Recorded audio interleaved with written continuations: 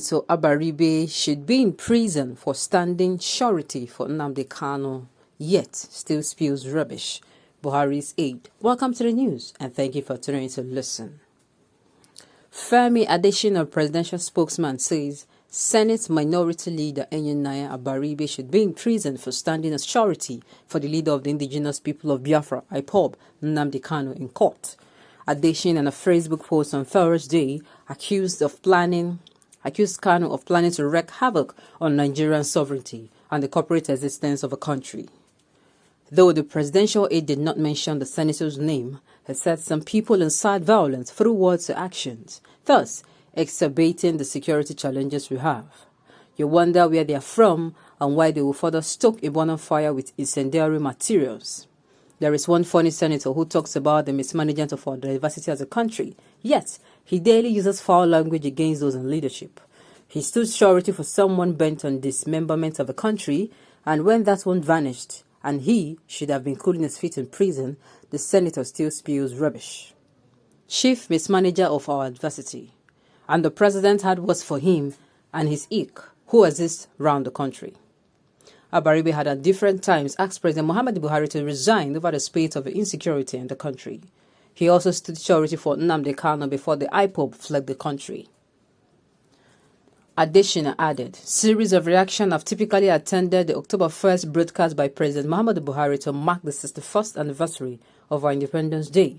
This includes the good, the bad, and the downright ugly.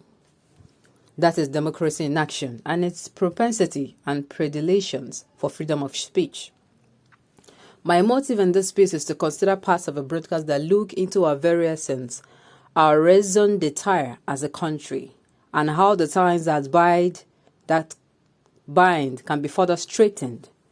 Okay, let us go. Factual, straight as an arrow, deadpan. Our president is not one to miss words, spring-faciously or tongue-in-cheek. He says it as it is.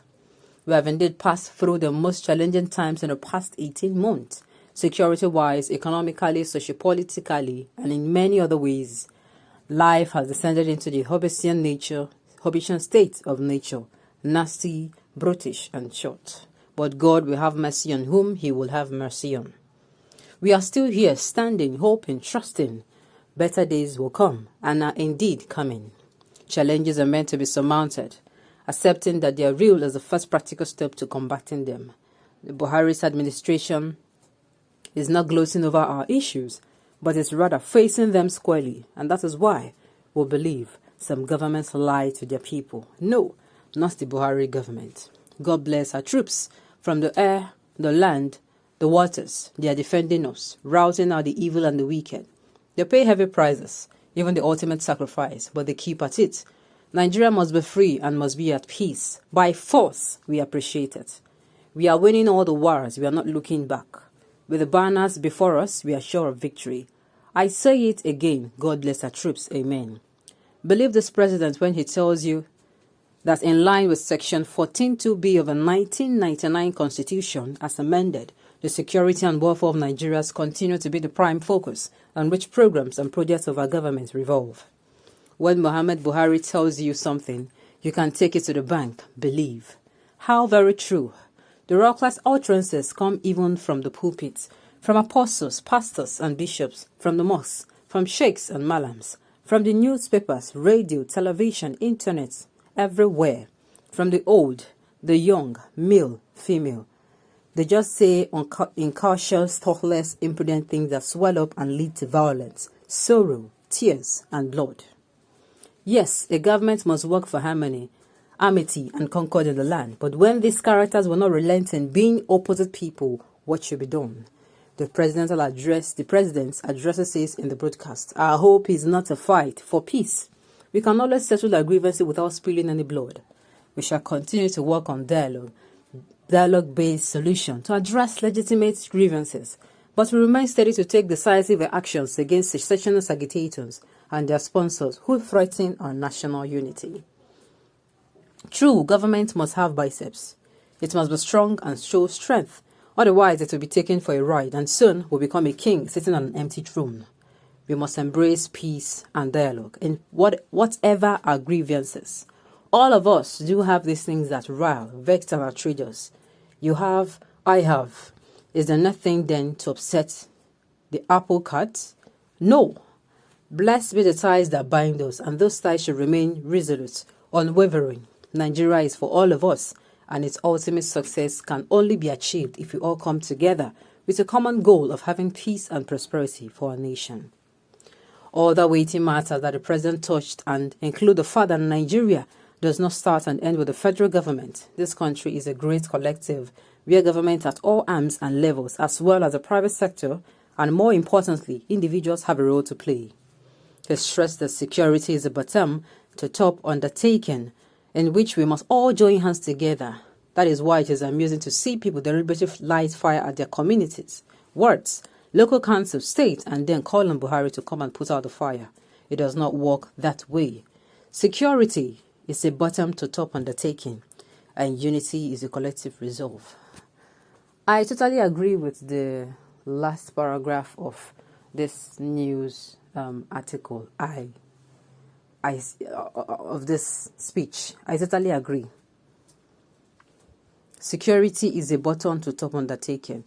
Everybody is meant to be, we have a collective duties to do, responsibility to do in issues concerning concerning insecurity. Then an issue concerning unity we also have. Right from your house, from the way you behave at home, to your neighbors, to the way you behave at your place of work, at your place of learning, at your place of worship. That is where we are going to be. That is where you are. That is how the unity would begin. If you are not in any way making any effort to be united in your small groups, then it is going to be very difficult for us to be united.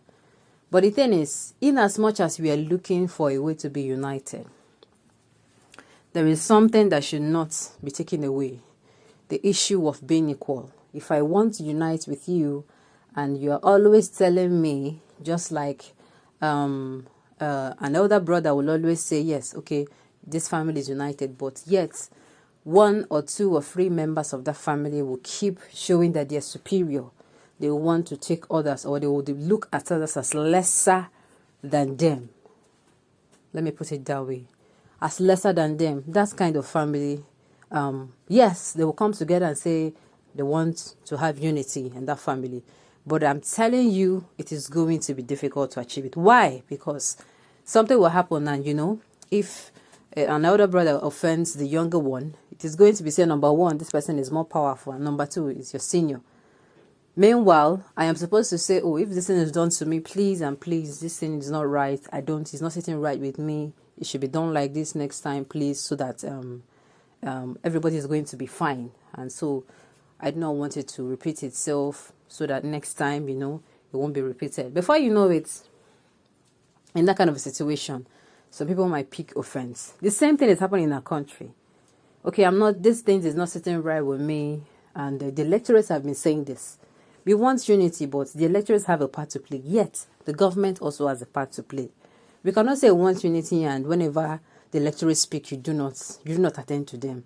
It takes blood to be spilled before the electorates are being listened to. It takes for a huge thing to happen before the electorate. This is supposed to be a democratic system of government where we dialogue. That's why, just like we heard in the news, we dialogue. That is how it's supposed to be. There's equity, there's fairness, there's dialogue. And I know with all these things and everything good, we will remain together as a nation.